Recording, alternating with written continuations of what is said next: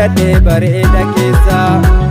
duraashee kaa'ee jira onnee koo keessa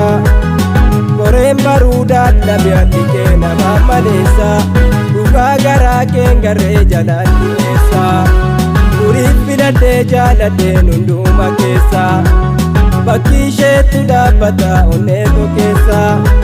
koreen baruudaa dhabe ashee nama maleessa dhugaa laphee keen barree jalaan dhiyeessa.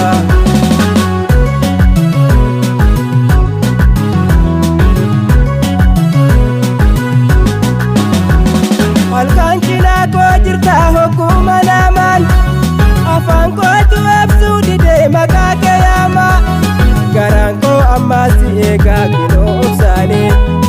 jaalala keef dhiibama kunnaa wallaanii onneen koo kunoo si eegaa ammaas obsaanii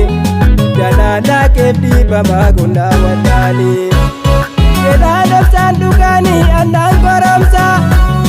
obseen dadhabee dangaasa eessa jalaanaa jechuun dhoksaa gubaadha keessee ramaajaan turuun hin taatu dafii murteessee jalaanaa jechuun dhoksaa gubaadha keessee ramaajaan turuun hin taatu dafii murteessee aadaa fi saafuu qabnaa duruu dhalootaan hunda ammannee jiraachuun garaa lafoomaa